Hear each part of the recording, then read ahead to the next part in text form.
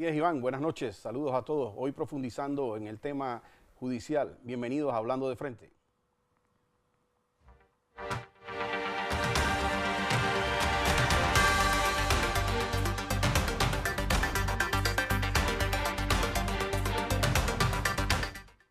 Bueno, hemos tenido una semana movida en el tema judicial. Ya lo habíamos anticipado la semana pasada, lo que iba a ocurrir con el caso del expresidente Ricardo Martinelli. Hubo, en efecto, declinatoria de la competencia, como lo habíamos pronosticado que ocurriría.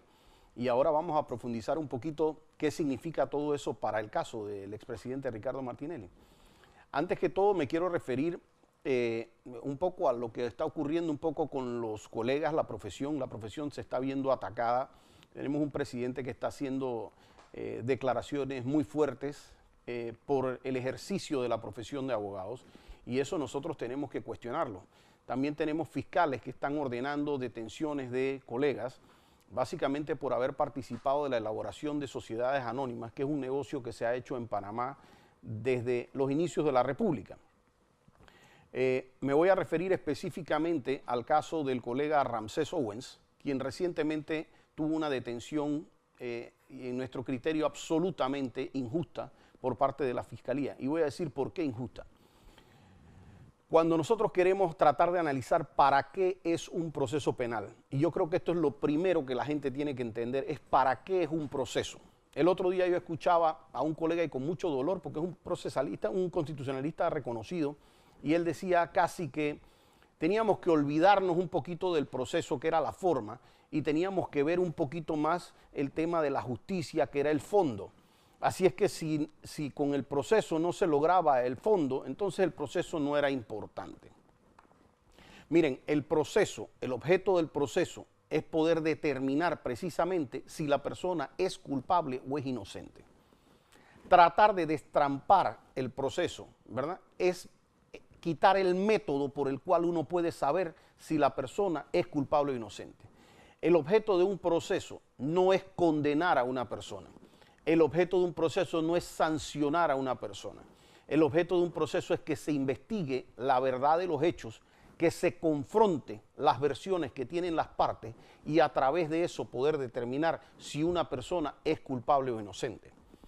Entonces, decir que el proceso no es importante es como llegar a lo que decía Maquiavelo: el fin justifica los medios. Y si el fin justifica los medios y las reglas no son importantes, entonces ustedes imagínense cómo estaríamos nosotros desde lo más grave hasta lo más simple que pudieran ser un partido de fútbol. Usted imagínense que le digan, usted llegue a un partido de fútbol y le digan que lo importante no es las reglas, sino que lo importante es lo que al final de cuentas cuántos goles se metan. Entonces no es importante pues si van a haber dos tiempos de 45. Si la persona no ha ganado, vamos a hacerlo de 85. No es importante si la bola se fue afuera de la línea porque la podemos correr 1 metro. No es importante si metió la mano con la bola porque, bueno, pudo hacer con el pie, pero también puede ser con la bola. No es importante si son 15 jugadores, 11 jugadores o 45. Las reglas no son importantes. Las reglas son importantes porque es lo único que permite determinar, ya después que se sacan todas las pruebas y se discute si una persona es culpable o inocente. Y yo creo que si yo les dijera a ustedes, por ejemplo, oigan, ¿qué tal si le aplicamos a una persona que está sometida a un proceso, qué tal si le aplicamos la pena de muerte antes de decidir si es culpable o inocente? Ustedes dirían que yo estoy loco. Pues ese es el mismo criterio que tenemos que utilizar cuando decimos, ¿qué tal si metemos presa a la persona antes de hacerle el proceso? Porque precisamente el objeto del proceso es determinar si la persona es culpable o inocente para saber si le aplicamos eso que se llama una sanción, que es la cárcel. Entonces, ir a aplicar la cárcel sin que la persona vaya a juicio, ¿verdad?, es quitarle el derecho al juicio previo a una persona. Aquí tratamos de hacer docencia porque esto no se trata de decir si la persona es culpable o si es inocente. Eso lo tiene que determinar el juicio como tal. Ustedes no me han oído a mí debatir en un tema que cuando sale la culpabilidad de a una persona le pusieron 20 años o le pusieron 35, no me escuchan en ese debate. Pero sí me escuchan siempre en el debate de que no se debe aplicar la detención provisional como una primera medida. Porque es que la detención provisional se ha equivocado miles de veces.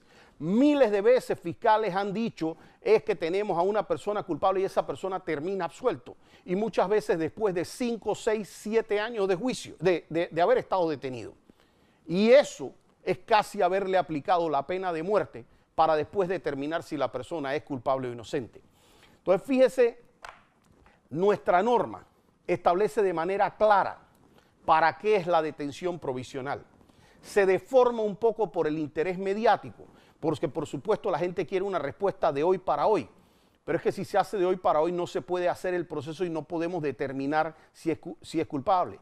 Y si bien es cierto, puede haber una persona que pase un tiempo afuera de la cárcel mientras es culpable y mientras se hace el juicio, también no es menos cierto que muchas personas inocentes pudieran estar, como en efecto lo han estado, 5, 7, 9 y 11 años detenidas para que después le digan que es inocente. El Código Procesal de nosotros, en el artículo 12, y esto es importante para que lo entiendan jueces y fiscales, 5 veces les dice que la detención provisional tiene que ser excepcional. Dice en el artículo 12, solo se aplicará de manera excepcional. Lo vuelve a decir en el mismo artículo. En el artículo 21 le dice a los jueces, la normativa cuando restrinja derechos fundamentales, ustedes tienen que aplicarla, y dice la norma de manera clara, de manera restrictiva. Cuando se va al artículo 222, dice el juez deberá aplicar la detención preventiva de manera excepcional. ¿Y qué significa cuando a un juez le dicen excepcional? Que es la excepción, que no es la norma, que eso tiene para casos que son muy graves, en donde no solamente es que hay un peligro de fuga, porque si hay un peligro de fuga yo puedo como juez, en efecto, como se hace en muchos países, manejar eso de varias maneras. Puedo ponerle un brazalete electrónico, puedo ponerle una fianza, puedo hacer que no salga del país, que no salga de la casa, que tenga determinadas custodias, pero hasta eso tiene maneras de soltarse. Pero a veces tengo personas de altísimo grado de peligrosidad que pueden afectar a personas o que pueden hacer porque tengo un secuestrador, tengo un violador en serie, tengo un asesino en serie, tengo un terrorista. Entonces, para ese tipo de situaciones, la ley permite la detención provisional y dice que se va a aplicar de una manera temporal para que pueda ir la persona a juicio, para saber si en efecto estamos ante un terrorista, ante un violador en serie, ante un asesino en serie, porque en efecto no es lo que dice la Fiscalía. La Fiscalía es una parte del proceso y tiene que ir a probar lo que dice en juicio. Fíjese, el artículo 238 dice, la detención provisional en centro carcelario solo podrá decretarse cuando todas las otras medidas resultan inadecuadas. ¿Qué significa eso? Que es la última a aplicar. Así que, ¿qué tiene que hacer un juez? Un juez cuando dicen, bueno, es que este señor, fíjate, él pudiera irse de Panamá o él tiene, bueno, dice, bueno, le pongo un impedimento de salida. Es que lo que pasa es que pudiéramos estarlo necesitando para el proceso y no viene para acá. ¿Sabes qué? Bueno, lo voy a hacer venir aquí cada 15 días, cada semana, 3 veces a la semana. Es que lo que pasa es que puede ser que se nos fuga, vamos a ponerle un brazalete electrónico. Pero yo como juez tengo que revisar todas las medidas. Y si una de ellas, porque la norma me lo dice, si una de ellas es viable utilizarla, en vez de tener a una persona inocente detenida sin haber ido a juicio, porque la persona tiene el derecho a la presunción de inocencia, yo tengo que aplicar esa medida. Si es cualquiera otra que no sea la detención provisional, el código establece que tiene que ser cualquiera otra medida. ¿Por qué? Porque de nuevo han habido miles de equivocaciones en donde han detenido personas y después resultan inocentes en el juicio.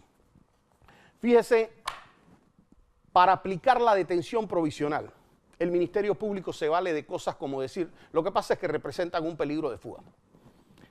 Y aquí cuando se levantaron medidas cautelares y de mucha gente, de Lucy Molinar, del señor Francolini, de la señora Paulette Morales, del señor Mulino, del señor Ford, del señor de Lima, del señor Papadimitru, del señor Chani, de la señora Burillo, del señor Mimito, del señor Papadimitru, del señor Birsi, todas esas medidas que decía el Ministerio Público, es que lo que pasa es que representan un peligro de fuga.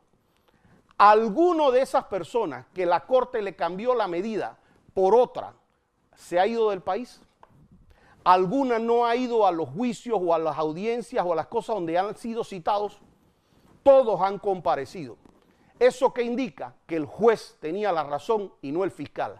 Había otra medida distinta que no afectaba tanto a la persona y que podía resolver el tema de que la persona compareciera al proceso sin tenerla privada de libertad. Ahora, alguna de esas personas termina resultando culpable de un delito, ahí debe aplicarse entonces la sanción correspondiente, pero no puede hacerse de manera previa. Yo, en este sentido, quiero decirle, ¿qué pasa con el señor Ramsés Owens? El señor Ramsés Owens es citado por la Fiscalía tiempo atrás, hace unos meses. Él pone una fianza, él solicita una fianza y el juzgado le concede la fianza. Pero como la Fiscalía no ordena la detención, él no consigna la fianza. Él no tiene que consignarla.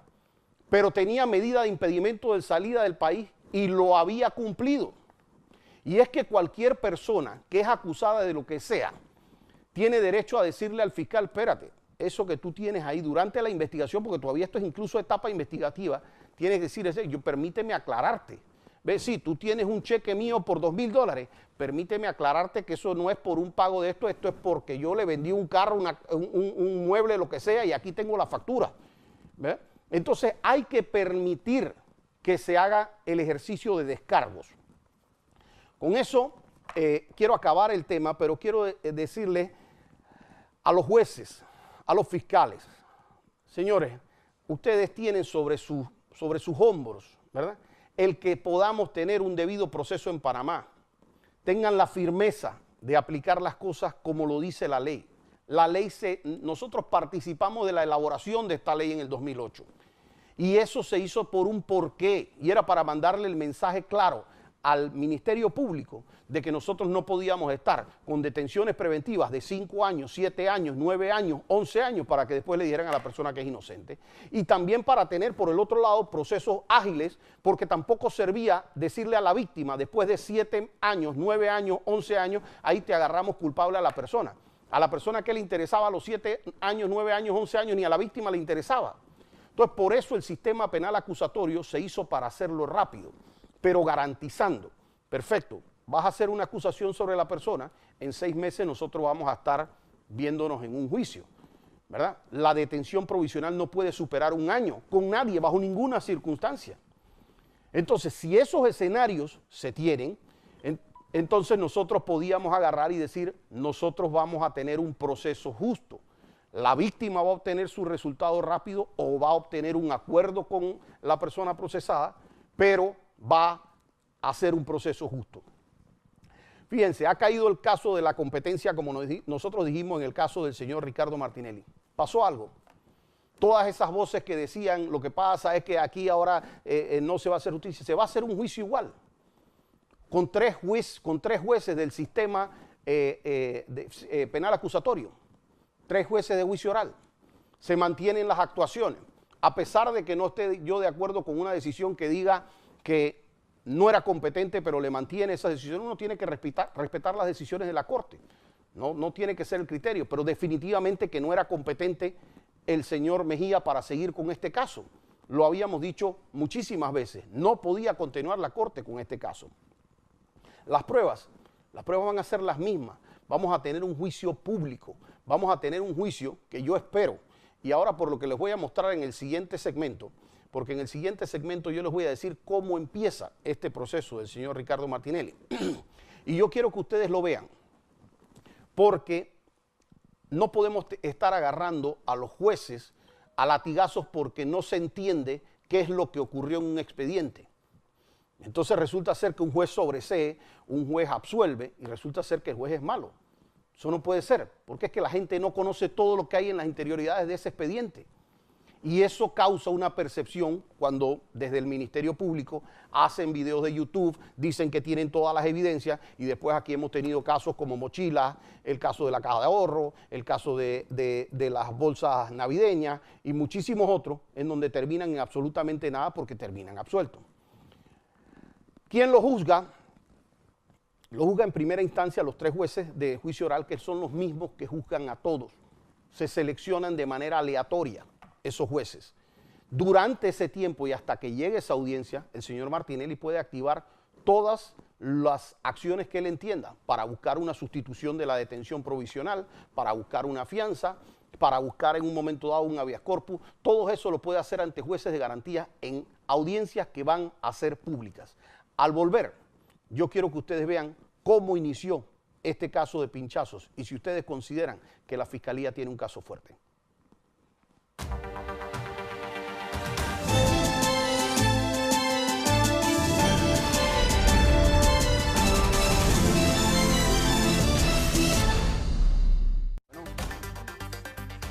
Tal como lo dijimos, lo que queremos hacer en este programa, aparte de hacer un poco de docencia, es que ustedes mismos formen su opinión. Por supuesto, yo tengo la mía propia, pero la idea es irles presentando elementos de convicción y que ustedes puedan ir formando su propia opinión.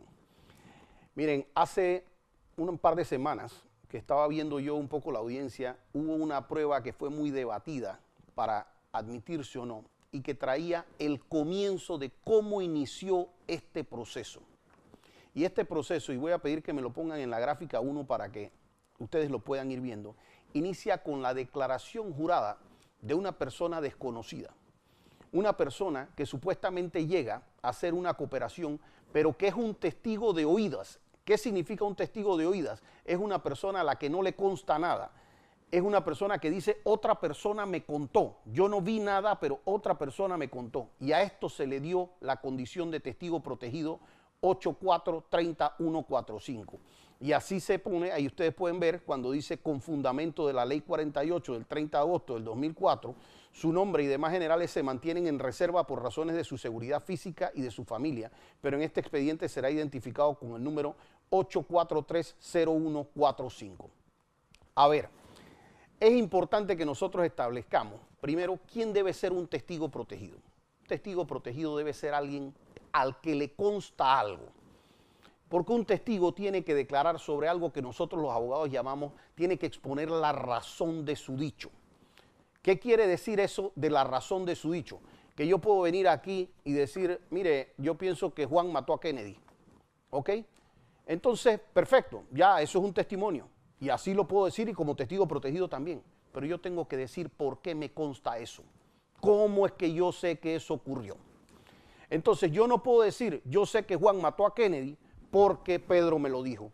Porque eso no tiene una razón de ser y de hecho el Código Judicial de manera expresa dice que los testigos de oído no tienen ningún valor.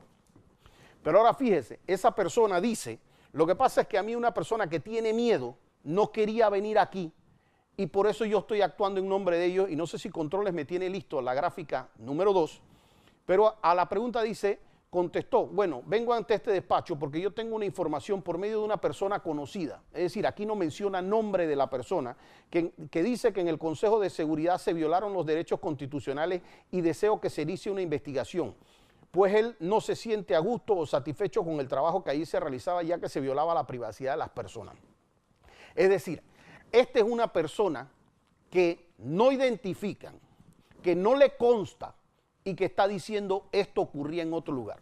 Mire, yo tengo años de ser abogado penalista y yo sé que si yo llamo de manera anónima a la fiscalía y yo digo cualquier cosa, mataron, me tiran el teléfono y ni me hacen caso.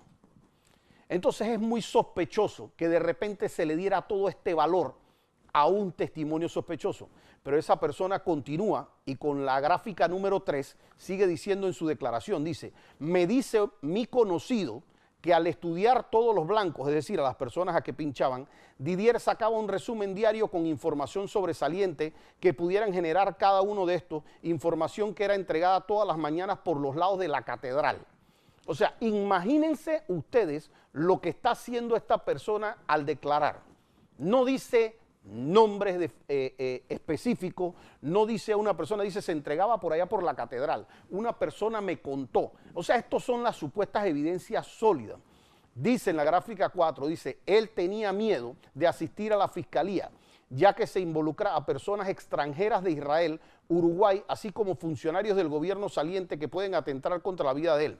Posteriormente, en los próximos días, esta persona que me proporcionó la información me entregará una grabación o video donde me indicó, dará detalles más concretos de lo que yo le he proporcionado. Para seguir colaborando esta denuncia, acordé con el mismo que yo aportaré a este despacho el video o una grabación.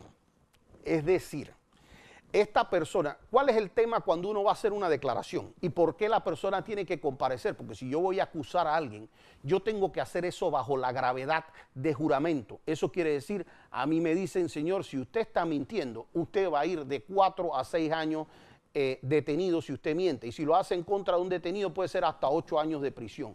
Entonces uno se cuida. Pero no puede ser que yo traiga el testimonio de una persona en un video. Y ahora les voy a decir cómo es ese video.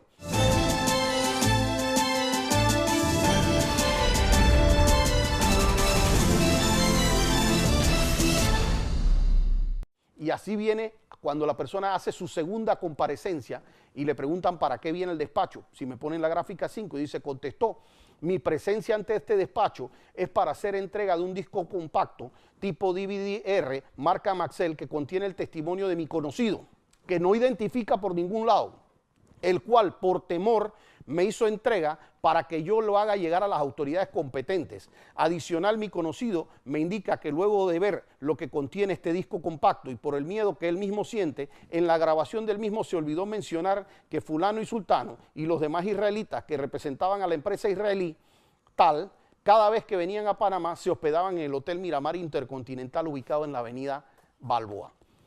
Yo fui a ver el por qué se mencionaba ese tema del Miramar y la avenida Balboa y me doy cuenta que cuando en las investigaciones piden el reflejo migratorio del movimiento de las personas que habían vivido migratorio, ellos ponen ahí que se quedaban en el Hotel Miramar. Y entonces qué bonito que un señor que nadie sabe quién es, que le tienen oculto el rostro, diga casualmente, para beneficio de la fiscalía, que es que esas personas se quedaban en el Hotel Miramar como para darle un toque de credibilidad. Viene la siguiente gráfica y dice, en el día de hoy, este es otro de cómo están, porque aquí se dijo que estos correos habían sido capturados con el Consejo de Seguridad, etcétera, y que tenían pruebas. Dice, en el día de hoy vengo a hacer entrega de un disco compacto que mi conocido me hizo llegar, que es un CD marca tal. Él me indica que este CD contiene correos electrónicos que se encuentran en una cuenta que él mencionó en el video que hizo, de algunos de los trabajos que realizaba y que enviaba, así como también correos que mantenían el enlace con los israelitas. Ahí menciona dos nombres que obviamente obviamos por temas de presunción de inocencia. Me pidió que recalcara que estos correos que él envía fueron sacados del correo electrónico que mencionó. Fíjense que esto no fue sacado de una computadora, fue sacado de un correo electrónico, Gmail o Hotmail creado para eso. Entonces, y él aporta, y lo van a ver porque lo importante es, si yo soy fiscal y a mí me viene una persona que me trae el CD con todas las grabaciones de las conversaciones que hoy se debaten o los documentos o la correspondencia o algo, miren, yo como fiscal lo primero que hago es agarrar a esa persona y aprenderla. ¿Usted de dónde sacó eso? Esa persona no me puede decir a mí, no, es que eso me lo dio un desconocido. No, señor, usted tiene los elementos en la mano. ¿De usted de dónde sacó eso? La persona no puede decirle al fiscal, no, es que yo no te quiero decir quién es el conocido mío. Porque esa persona está bajo la gravedad de juramento. Y omitir decir la verdad en una declaración es igual de grave que faltar a la verdad en una declaración. El código lo sanciona de manera igual. Hay una obligación para decir eso. Esta persona que dice que esto estaba en un correo, pty507@gmail, y dice incluso la contraseña. O sea, cómo esta persona manejaba el correo y la contraseña, el posible responsable delante de un fiscal, o que por lo menos tenía mucho conocimiento, y el fiscal lo trata como un testigo protegido. Una persona que no le dice, fue Juan Pérez el que me dijo esto para poderlo verificar. ¿Qué hacen? Aparece con el CD. Y ahora yo les voy a decir a ustedes qué es lo que dice ese CD. Porque es que yo pensé que el CD iba a traer de repente, por ejemplo, como si yo estuviera hablando en el CD, pues. Y resulta ser que yo, al estar hablando en el CD, yo aparezco con mi rostro y aparezco con mi cara y mi nombre y mi cédula, y yo estoy dando determinadas declaraciones. Pues para decir que aunque no lo estoy haciendo bajo juramento, de alguna manera estoy haciendo algo importante. Y para esto pido por favor que me pongan la gráfica 8 si la tienen en controles. En esta gráfica 8 se hace una extracción de lo que dice ese CD, de lo que hay en ese CD. Y fíjense que ahí lo he puesto. El que relata, el que hace la extracción de esa información dice: en dicho video o vistas fílmicas con una duración de 40 minutos se observa una imagen distorsionada, donde está en amarillo, de una presunta persona que no puede ser identificado o identificada, con la voz distorsionada, pero entendible, manifestando lo siguiente: bueno, estoy aquí realizando este video porque quiero dejar constancia que he estado siendo amenazado y me siento perseguido por lo que temo por mi vida. Y ahí daba una serie de informaciones supuestamente relacionadas. ¿Cómo yo como fiscal, yo voy a darle validez a algo como esto? Por Dios, ¿cómo yo voy a tener como testigo protegido a alguien que el testigo me está diciendo yo no presencié? ¿Cómo esa persona va a ser un testigo protegido? ¿Cómo la información que supuestamente es la madre del caso con la que arranca esto va a ser una silueta distorsionada, con la voz distorsionada, haciendo señalamientos además imprecisos? Esto se entregaba a una persona por la catedral. Estos se manejaban con personas que tenían estos sobrenombres. ¿Y yo por qué voy a ir haciendo esto con ustedes? Porque yo quiero que ustedes vayan conociendo lo que en verdad hay en ese caso. Al final, yo quiero que ustedes se formen esa opinión, porque nosotros como Asociación de Abogados Penalistas, nosotros solamente vamos a pedir una cosa, y se lo vamos a pedir a todas las partes, incluso a la procuradora. Por favor, que ese caso no sea oculto, que sea abierto absolutamente a todas las cámaras del país. No que sea público, porque público ya tiene que ser. Ese juicio debe ser televisado, porque la gente tiene, y hay esa facultad en el código, porque permite grabar, y también permitiría que la gente pidiera, las partes pidieran que se excluyera a los medios. Pero yo le pido a las partes que no excluyan a los medios, porque siendo un juicio tan importante, la gente tiene derecho a saber estas cosas, tiene derecho a saber que estos son los fundamentos que tiene la Fiscalía. Porque cuando usted va a probar un caso, mire, si a usted lo van a acusar de homicidio, usted tiene que probar una serie de cosas. Usted tiene que probar, no que ahí hay un muerto. ¿Ve? Ahí está el muerto, sí, pero puede haberse muerto de muerte natural. Ya le encontraron el disparo, perfecto. Ahora usted probó que el tipo está, bueno, puede haber sido un suicidio, pero vamos a decir que tenía 5 disparos. Ahora usted probó que hay un delito de homicidio. Pero ahora usted tiene que probar a quién vinculan a ese homicidio. Cuando usted encuentra a la persona y tiene las pruebas, ahora usted determinó que esa persona le metió 2 tiros a la persona. Ahora llegó a probar una vinculación. En ese momento todavía la defensa puede pelear si es que hubo legítima defensa, si es que uno atacó primero, pero todos esos son elementos que se tienen que ir viendo en un juicio, porque cuando salen todas las pruebas, estos elementos son importantes. Si aquí hubo pinchazos, y esos pinchazos se hicieron desde un correo o se hicieron desde el Consejo de Seguridad, entonces eso tiene que irse a probar en juicio. Si se hicieron desde el Consejo de Seguridad, ¿quién lo hizo? ¿Pudo haber sido Ricardo Martinelli? Una opción. ¿Pudo haber sido el jefe del Consejo de Seguridad, el subjefe? ¿Puede haber sido un ocioso de estos muchachos que trabajaban en el Consejo de Seguridad? ¿Podían darle información a un ministro? ¿Podían ser? Muchas de estas cosas son posibilidades. Y esto tiene que ir con pruebas. Si no están con pruebas, ese es el problema en un caso.